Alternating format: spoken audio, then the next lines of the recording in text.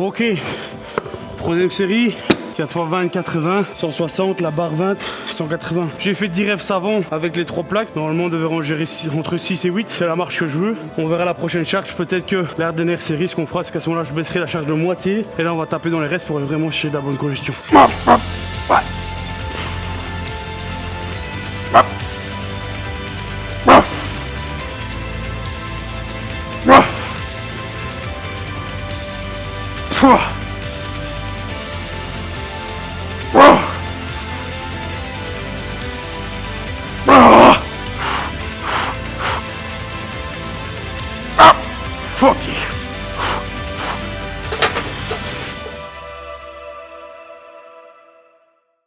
Hello YouTube, voilà, c'est Gauthier, de retour pour une deuxième vidéo.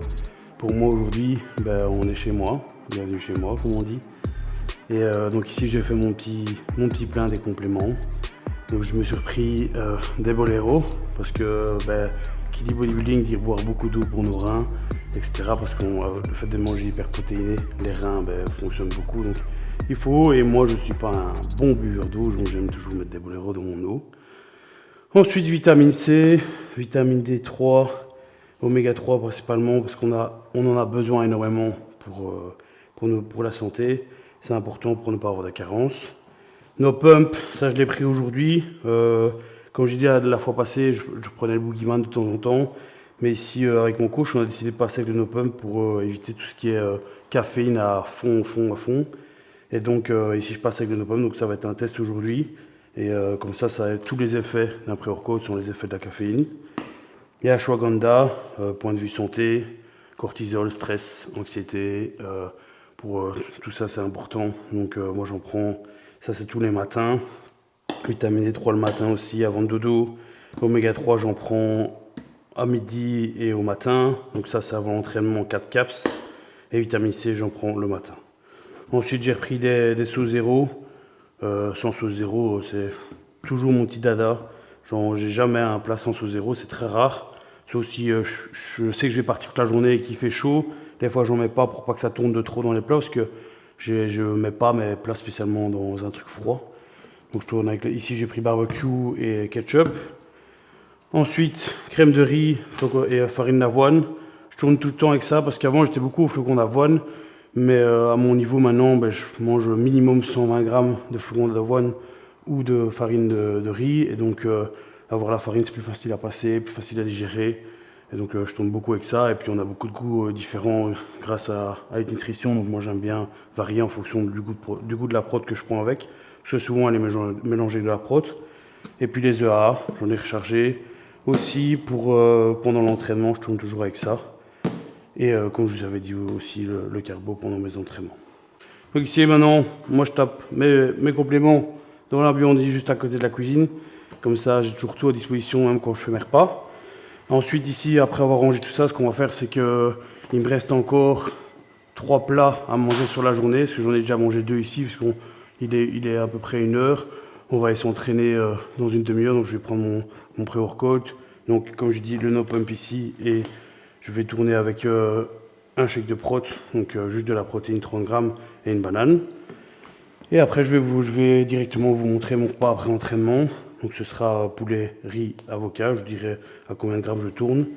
Puis j'ai encore 2 repas après qu'on fera ensemble.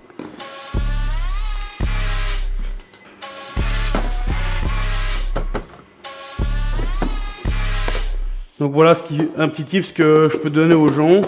Quand on a beaucoup de choses à faire, moi comme je vous avais dit dans la première vidéo, je suis militaire, donc j'ai des grosses journées et pas spécialement le temps des fois de faire mes repas parce que je rentre du travail, je m'occupe de la maison, ma petite femme revient plus tard du boulot, donc des fois je l'attends, etc. Si j'ai pas trop le temps, moi ce que je fais pour un gain de temps, parce que c'est vraiment pour avoir cette discipline et savoir être vraiment au gramme près, c'est que moi je préfère souvent du riz à l'avance, énormément de riz à l'avance. Et donc ici, là, j'ai encore un fond de poulet et un fond de riz, donc normalement, je devrais avoir assez pour mon repas d'après. Donc c'est ce que je fais souvent. Et voilà, toujours du riz et tout ce qu'il faut. Ensuite, on va prendre, hop, prot, farine d'avoine. Pour le repas après, celui-ci sera prot et farine d'avoine. Et du beurre de cacahuète. Hop. Ensuite, c'est mon repas du soir, où là, ce sera encore riz, mais vu tout ce que je mange, je devrais peut-être en recuire. Et du poisson que j'ai aussi au frigo. Et pour l'avocat, moi, j'aime bien le prendre surgelé, plus facile. Et pour peser aussi, on se prend pas la tête. Et aussi, des fois, j'ai tendance à prendre trop d'avocat. Et vu que ça pourrit quand même vite si on le laisse trop à l'air libre, moi, je prends surgelé, je prends mes 100 grammes, je décongèle et c'est directement prêt. Ici, moi, je dois prendre 100 grammes d'avocat et pas 120, pas 115, pas 130, c'est vraiment 100 grammes précis. Mais au moins, je me prends pas la tête. Et toujours dans toutes les cuisines de bodybuilder, il y a toujours la balance, jamais loin. Moi, je le mets 2-3 minutes sur décongelé au micro-ondes et on est bon. Et si par exemple vous le faites la veille, ben moi je le laisse au frigo, le lendemain c'est décongelé sans problème pour manger. Franchement, au goût, j'ai pas une grosse différence. Maintenant, moi je suis quelqu'un, je mange pas pour le goût, je mange pour les résultats. C'est con à dire, mais le gros plaisir, c'est le plaisir du week-end avec l'écart. Comme on a toujours une petite cheat meal, comme on dit. Mais moi, j'aime bien ce que je mange. Je suis très simple. Poulet, riz, légumes, même si je pourrais varier avec... mon coach me faisait beaucoup varier avant avec du bœuf, du poisson. Le soir, j'ai toujours du poisson à prendre. Et beaucoup de gens ont du mal sur le long terme à tenir la diète. Mais en fait, ce qu'il faut, c'est trouver les aliments qui nous plaisent et surtout ne pas hésiter avec l'assaisonnement. Moi, je suis quelqu'un qui assaisonne énormément mon poulet. Je mets plusieurs épices dessus. Et c'est comme ça que ça me permet de garder le goût. Et ceux qui ont besoin d'avoir des sauces, etc., ben, moi je prends les sauces zéro et on en a énormément de goûts différents. Donc ça permet vraiment de ne pas se sentir en diète. Parce que les sauces, c'est vraiment quelqu'un qui n'est pas en diète, qui mange comme une personne, on va dire, normale. Ben, il se met toujours une petite sauce, quoi. Et là, on a nos sauces Rabeco. On n'a pas à être frustré le fait d'avoir des sauces dans nos plats, quoi. Comme je dis, pour moi, être en diète, c'est pas juste être en diète. Je me sens pas au régime, en fait. Il y a beaucoup de gens qui disent « Ah, tu es toujours dans ton régime ». Les gens que je croise à tout l'instant « Ah, tu fais toujours ton régime ». Non, moi, je me sens pas en régime. Pour moi, ma vie, mon mode de vie, c'est la diète. Je trouve ça, pour moi, la normalité, c'est ça. Et donc, j'ai vraiment ce plaisir de manger tous les jours. Et chaque fois que je me dis « J'ai mangé ça au grain près, j'ai bien terminé ma journée, j'ai bien respecté mes macronutriments, protéines et glucides », eh ben, c'est-à-dire que j'ai bien fait mon taf. Et que chaque bilan, parce que moi je fais un bilan toutes les semaines à mon coach, ben le but c'est d'arriver à un bilan en étant mieux que le bilan d'après. Et c'est ça qui me permet de tenir sur du long terme, parce que de toute façon, le bodybuilding, il faut dire que c'est du long terme. Si quelqu'un veut avoir un physique en l'espace d'un an, je vais dire ok, tu auras un physique. Mais si tu veux avoir le physique d'un gars que tu regardes à Olympia, ben, il faudra peut-être 15 ans pour l'avoir. Donc il faut vraiment avoir la patience, mais surtout, pour moi, dans le body, il faut aimer ce qu'on fait. Si tu le fais avec vraiment une frustration tous les jours, tu ne tiendras pas sur le long terme. Moi, à l'heure d'aujourd'hui, me dire que je dois arrêter de manger diète, j'y arrive pas. Et des fois, quand j'ai de la famille qui vient, je me dis simplement ce qui me casse le plus, c'est vraiment de faire un déjeuner en famille. Je dois manger des pains au chocolat, etc. Le sucre, vu qu'on en mange très peu dans le body, mais le sucre, moi, il me tue la fatigue. C'est vraiment quelque chose que, à l'heure d'aujourd'hui, c'est vraiment un petit dessert, un petit truc tranquille, mais de là à manger blindé de sucre, c'est vraiment, c'est plus possible. Et au final, je me sens mieux comme ça, parce que le fait de manger mieux comme ça tout le temps, ben, ça nous permet aussi d'avoir de l'énergie en permanence. Moi, mon boulot, j'arrête jamais, je cours partout, je rentre à peine, je m'occupe ici, et puis après je repars à la salle. Si on n'a pas une bonne alimentation, ben, on n'a pas la bonne énergie, on ne donne pas les bonnes ressources à notre corps. Notre corps, à un moment donné, il va nous dire bye bye, et on va avoir des gros coups de barre. Ou alors, tout simplement, on aura mal partout et on va passer des mauvaises nuits. Et donc, c'est comme ça qu'en faisant sa diète au quotidien, ben, on est en forme au quotidien pour pouvoir faire tenir notre corps tout le temps par rapport à ce qu'on fait. Donc là, mon repas de midi, on va voir si j'ai assez de riz parce que je sais que c'est des gros. Donc, mon repas de midi, je suis à 350 grammes de riz cuit. Donc, on va y aller, on va voir ce que ça donne. Hein. Moi, je devrais avoir assez, tout pile.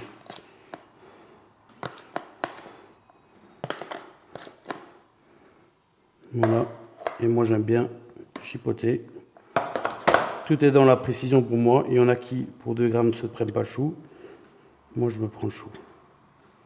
Voilà. Tout rond, la précision, tout ce que j'aime. Comme vous voyez, c'est ce que j'aime bien aussi de faire comprendre aux gens. C'est qu'on est dans le body, on fait ce qu'on fait, mais savoir emmagasiner ça 2 fois sur la journée, puis des grosses quantités de farine d'avoine, des grosses quantités de crème de riz, il faut se dire aussi que on est à part des gens aussi. Moi, je tourne ici pour le moment à 5200 calories. C'est pas encore, je suis au début de ma prise de masse, on va encore augmenter par la suite, je vais monter normalement vers les 6000. Mais manger tous les jours des quantités comme ça, une personne normale ne le fait pas. Souvent, il a limite sa de riz dans son plat, avec sa petite viande et sa petite sauce, mais de là avoir des quantités comme ça, c'est vrai que de nos jours, les gens voient souvent nos plats avec des grands yeux. Ensuite, poulet, ben, comme je dis, poulet, j'assaisonne énormément. Là, je tourne avec épices de poulet, épices de spaghetti, paprika, curry, de l'ail et de la ciboulette. Et ça me permet d'avoir vraiment pas un poulet sec qui vient vraiment me déranger. Ça a une odeur, c'est bon et ça donne envie de manger tous les jours. Et donc là, je tourne avec 180 grammes. En espérant avoir le bon tir. Ça va être un peu compliqué, mais on va jouer. Ça devrait aller. Voilà. 178. Allez, on va y arriver. Voilà. 180. Donc ça, c'est mon repas après entraînement. Maintenant, souvent, c'est mon repas à midi parce que je m'entraîne le soir vu qu'on est en après-midi. Et ici, ben, les 100 grammes d'avocat, je tape au micro-ondes à décongeler. Je les mets entre 3 et 4 minutes et ils décongèlent. Ça, c'est mon repas à midi. Mon repas de 15 heures. Voilà, ça, c'est les tubes et les tubes. Ça, c'est la vie de body. On est rempli de tubes. On n'en peut plus des fois de nos tubes. Les gens ont tendance à les mettre à laver à la main. Moi, je les mets au lave-vaisselle. Mais c'est vrai que des fois, juste Fanny qui rentre et que j'ai eu toute ma journée avec des tubes, elle n'en peut plus des fois de voir tous mes tubes.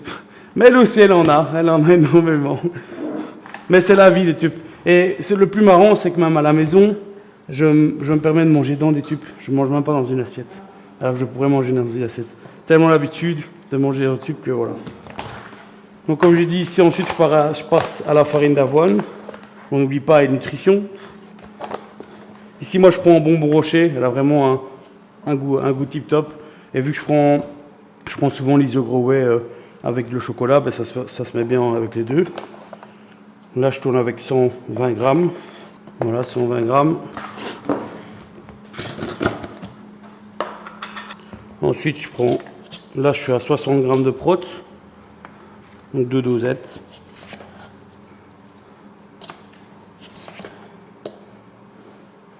Tu vois, je fais le manège, j'en mets partout. Voilà. Comme dit Jambon, tous les gens se prennent la tête avec leur petite cuillère. Mais il ne faut pas. On prend le pot et on prend 30 grammes simplement la cuillère comme ça. Voilà. Voilà, ça sert mon repas de 15 heures et j'aurai pas assez pour vous montrer parce que là j'avais pas assez de riz. Donc je retourne après celui-là, j'ai encore un autre repas où là je suis avec 180 grammes de poisson blanc, où la même chose, j'assaisonne énormément. Moi j'aime bien l'ail, donc je tape beaucoup d'ail, beaucoup de fines herbes. Là je suis à 400 grammes de riz. Le riz, moi je tourne au riz jasmin, parce que c'est pas la même chose que le riz basmati au niveau du poids. Et mon coach veut principalement je tourne au riz jasmin. Et, et 180 grammes de poisson. Et comme je dis, j'assaisonne énormément aussi mon poisson. Et ce que je fais toujours, on en a toujours ici, des sauces à gogo. Pour le poisson, la base, pour moi c'est la teriyaki, c'est une des meilleures sauces. Et pour le poulet, moi j'aime bien tourner avec la snack. Et moi j'y vais jamais de main morte. On y va bien. Voilà, on est bien, on a du bon goût.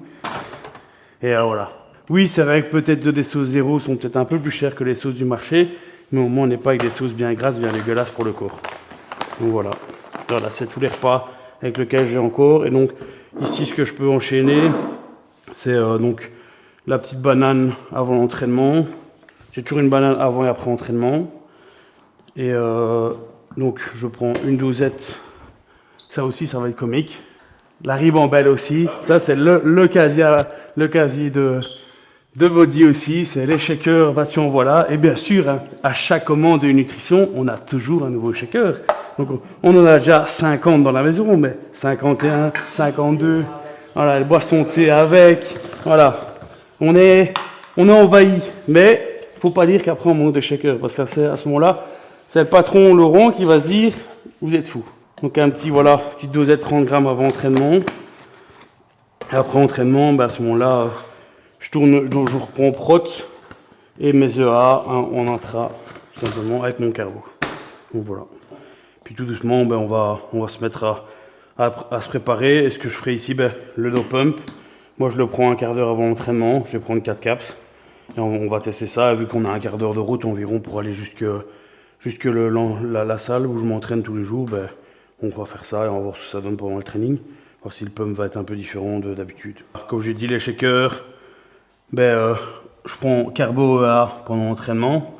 Après entraînement, carbo. Donc là, je suis avec 50 grammes de carbo, 2 dosettes de EA, 150 grammes de carbo après entraînement et 2 dosettes de prot. Et ma banane toujours après entraînement. Ici, je vais prendre un no pump. On a un quart d'heure de route jusque la salle, donc je vais le prendre maintenant. On va tester ce que ça donne. Hop. Ouverture en direct live, comme on dit. 4 bonnes grosses capsules. Première fois que je les vois. C'est pas des petites, hein. Bah, ça devrait passer facile, comme on dit. On en mange tellement la journée des pilules.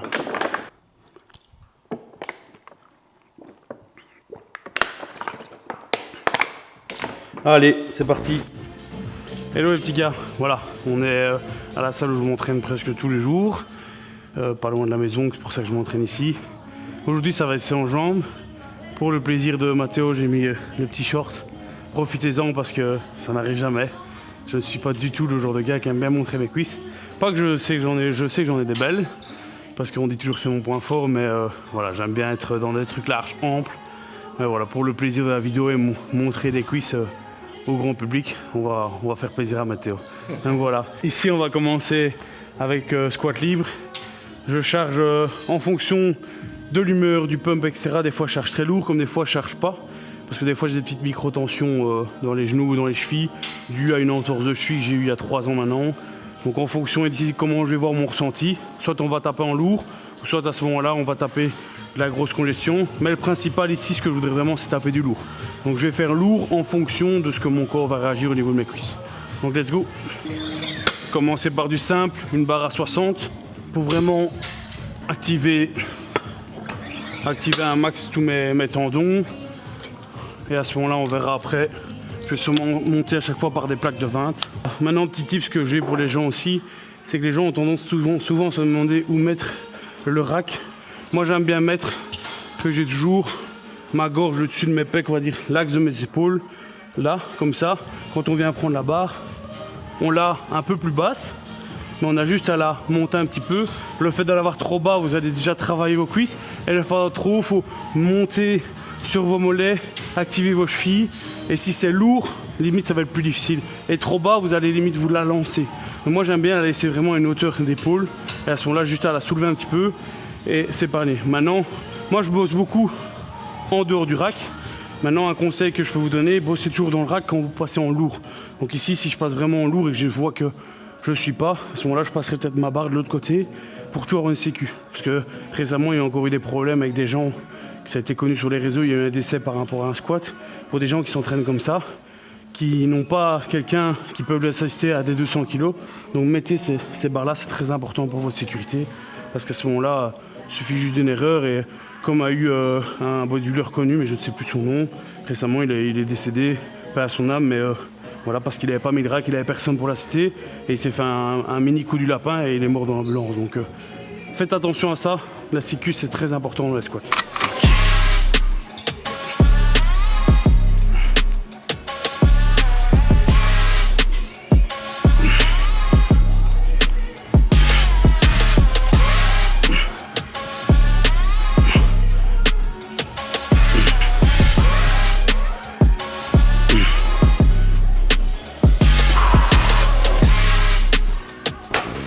On est bien, on va passer à un rack en plus. Donc là, l'échauffement, c'est bon, je sens déjà bien mes cuisses qui partent, donc c'est le principal. Soit ici, on va commencer avec ça. Je fais entre 4 et 5 séries, j'augmente à chaque fois par plaque de 20. Et en fonction de comment ça va se passer ici, je vais voir la charge, comment je veux l'augmenter. Toujours avec une ceinture pendant mes squats, on n'est jamais assez prudent et je préfère avoir ça. Ça permet bien de froisser le t-shirt et nutrition. Qualité, on peut rien dire là-dessus.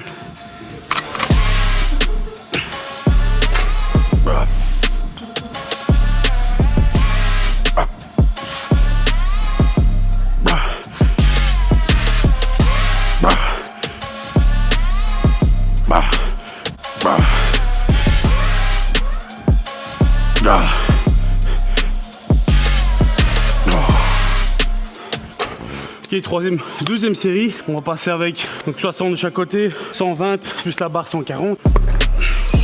Hop.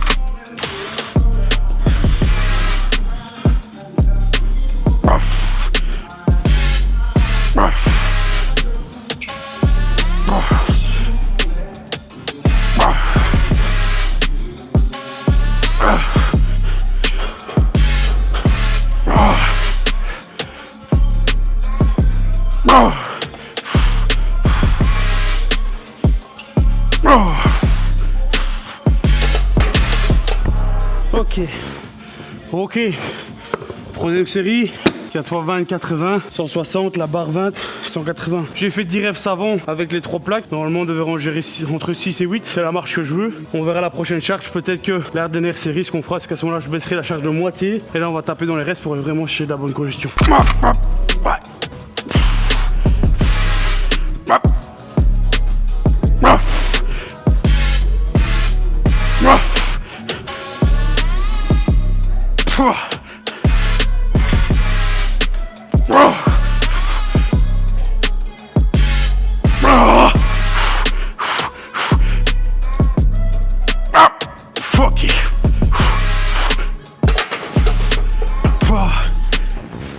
Ouh, 6, c'est bien, mais je taperai pas plus haut. Là, on est bien là. Donc on va repartir ici.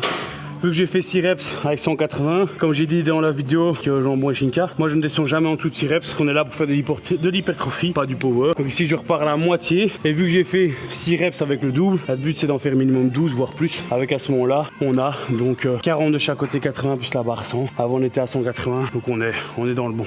Allez, let's go.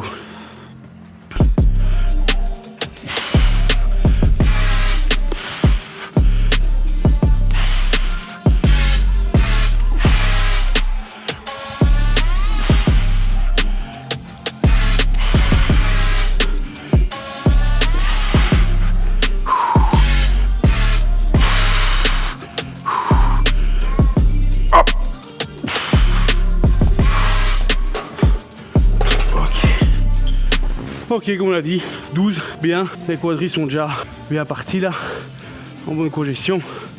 Donc on va finir là-dessus. Allez, Mathéo, voir un peu. Voilà. Faut faire grossir un peu encore tout ça. Hein. C'est du bon jambon, ouais, comme dirait Jambon Mignon. Donc ouais, ici, on a fini là-dessus. Maintenant, j'écharge tout. Là, on va aller à la leg extension.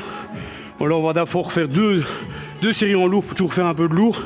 Et puis je vais taper 2 séries avec de la longue reps. Ok, bah ici, comme on a dit, j'ai mis 73 kg, donc on est pas mal. Je vais essayer de faire entre 8 et 12 reps. Si on n'est pas assez, je vous montrerai un petit peu pour la prochaine. Et puis on passera après à du minimum 20 reps. Je suis chercher 30, je vais chercher 30. Si je chercher 40, je vais chercher 40. Donc là, on va taper dedans. Donc encore deux bonnes séries pour la tension mécanique. Et puis on passera en métabolique. Allez, let's go.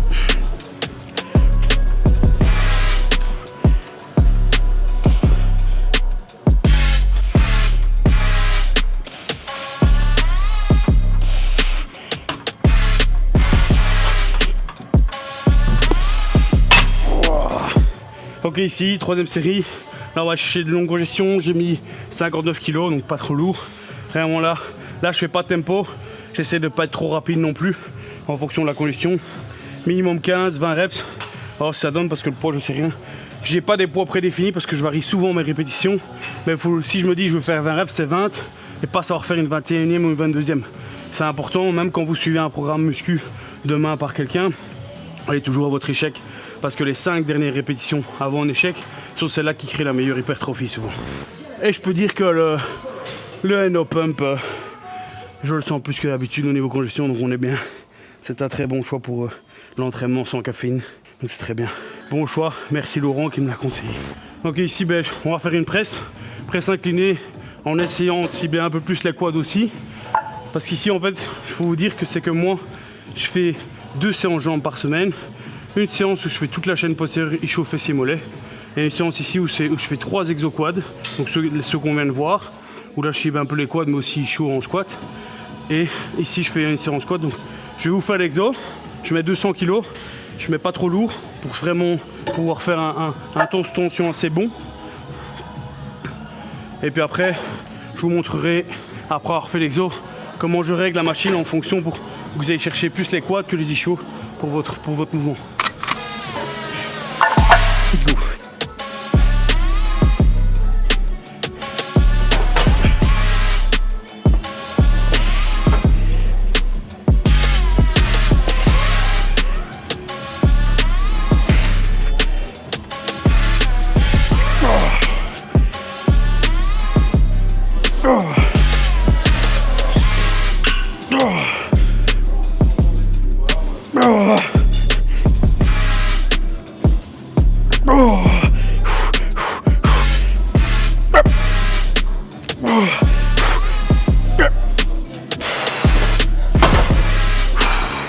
Donc comme vous avez vu dans le mouvement, ici, un réglage qui se fait, c'est vous pouvez régler votre machine en hauteur. Quand vous êtes sur le haut, vous allez à ce moment-là avoir une flexion de hanche différente, ce qui va vous permettre de descendre plus au niveau de votre flexion de hanche et travailler plus vos ischios. Alors que si vous descendez au maximum votre dossier, votre flexion de hanche va être différente et à ce moment-là, vous allez plus gérer tout ce qui est quad. Donc c'est ce que je fais ici, je la mets le plus bas. Et la position des pieds pour faire des quads, principalement, vous tapez vos talons vraiment au bord ici, vous descendez, et le but c'est que vos talons ils se décollent pas. Ils peuvent un peu se décoller, mais vraiment, faut vraiment pas. Et à ce moment-là, vous ciblez plus vos quads, même si vous allez cibler aussi un peu le reste. Mais on va chercher plus l'isolation quad. Alors que si vous êtes ischio, comme je dis, relevez le dossier et mettre vos pieds plus haut à ce moment-là pour taper plus dans l'ischio.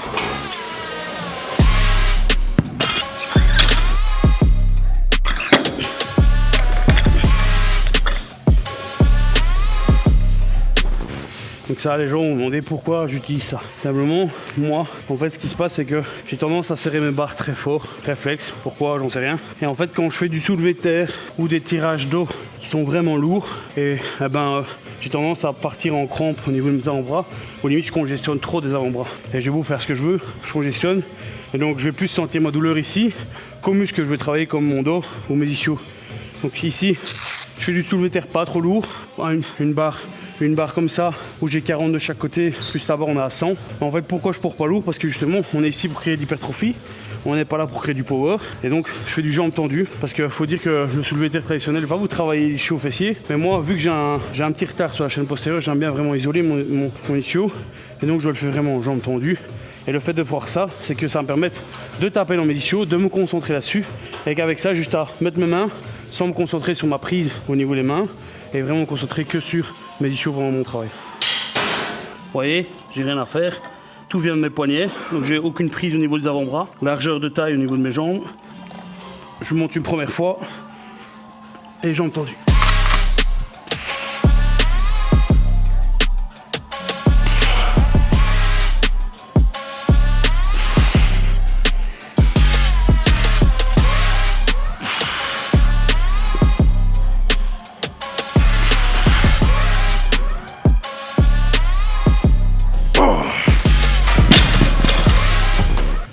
Voilà, je varie entre 8 à 12 reps. Et si je veux vraiment taper dans le reps, là je baisse mon poids. Donc voilà, on est bien. Ok, donc ici, on passe en leg curl assis. Un des premiers, on va dire, exos que je pourrais encore continuer en tension mécanique. Mais que j'aime bien travailler en métabolique pour aller vraiment chercher ma congestion. J'ai facilement de la force sur cette machine. Mais j'aime bien la bosser en plus long reps. Donc ici, on va chercher du 20 reps. Pas trop lourd. Vraiment pour chercher une bonne congestion.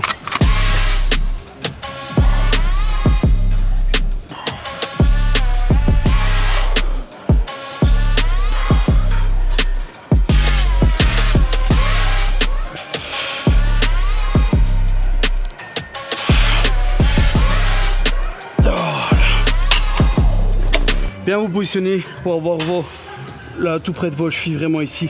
Ne pas être trop ni trop bas pour pas avoir vraiment juste le bout des pieds qui pousse. Donc toujours régler votre dossier. Et moi, ce que j'ai tendance à dire aux gens, c'est qu'ils ont tendance à poser ça juste comme ça tranquille. Mais en fait, le problème, c'est quand vous allez faire un mouvement, il y a un espace de liberté qui se fait ici. Et donc ça va pas isoler votre ischio à fond de balle. Donc moi, je dis vraiment, faut forcer sur ses cuisses et vraiment les bloquer pour ne plus les bouger. Et là, vous voyez, c'est que mon ischio qui vient chercher et je peux pas me permettre de tricher sur le mouvement. Ok, ici, donc même chose, c'est une machine que je travaille de deux façons. je la travaille soit avec les deux jambes ensemble, soit en unilatéral. Ici, vu que je suis à ma deuxième séance en jambes et que j'ai déjà fait cette série-là avec des courtes répétitions en lourd, ici je passe à ce moment-là en plus léger, mais je le fais aussi en unilatéral. Donc vraiment, je porte pas lourd, je suis ici comme ça entre 18 et 23 kg et je fais 12 reps à gauche, 12 reps à droite. Et à ce moment-là, si je sais encore refaire directement une après, je le fais. Et environ, de toute façon, il faut se dire qu'à chaque fois de mes temps de repos sont de 1 minute 30 environ, à part quand vous voyez les gros exos, je porte lourd. Là, j'attends que ma respiration soit meilleure. Ici, ma respiration est top, donc je peux enchaîner direct. Et donc, comme j'ai dit, une latérale pour vraiment isoler une seule jambe, puis l'autre, et on enchaîne. Et pas faire une répétition, c'est les 12 d'un coup à droite, les 12 d'un coup à gauche. Pas jamais oublier ça.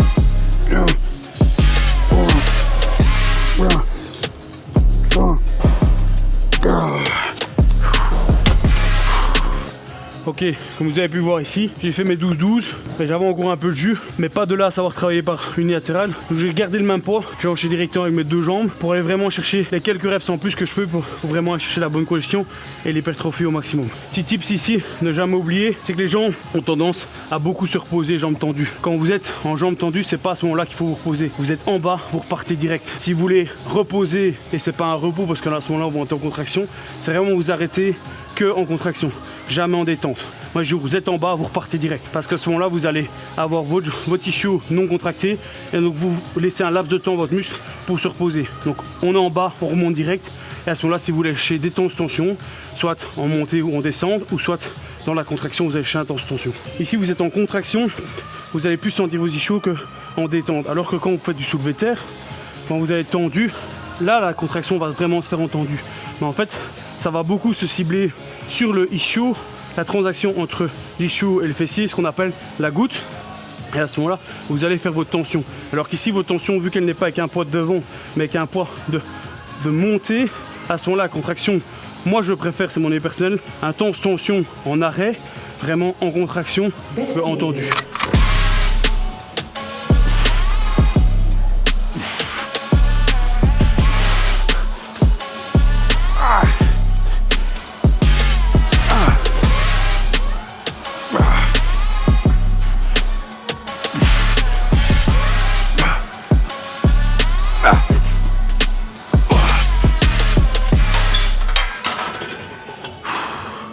Voilà, là je fais 10 par jambe.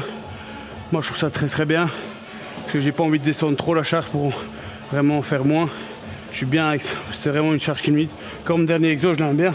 Des fois je le fais en mi-séance, comme des fois je le fais en dernier exo, en fonction aussi de la liberté des machines, en fonction aussi qui s'entraîne où. Et ce que je dis toujours, même chose ici, je mets comme les squats la barre au niveau de mes épaules pour juste avoir tendance un peu à la soulever. Et quand je la relâche juste un peu. Je ne vais pas m'amuser à descendre trop. Ça pour la prendre, juste à me mettre en dessous. Hop. Et je peux directement savoir me positionner pour faire ma forme bulgare. Ok les petits gars. Donc dernier exo. Qui dit c'est en jambes dit toujours mollet. Aussi bien dans ma séance ischio fessier mollet que dans ma séance leg mollet. Je fais toujours les mollets. Maintenant, dans ma séance du mercredi, moi je mets 2 exos mollets. Et dans ma séance du samedi ou du dimanche en fonction de mes horaires, je fais un exercice mollet.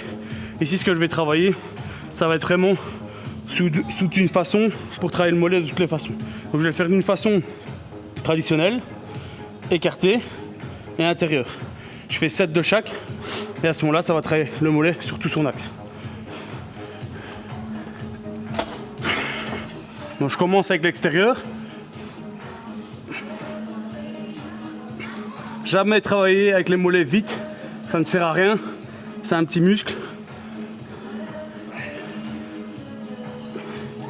Après 7, on passe au centre. 2, 3, 5, 6, 7. Et puis intérieur.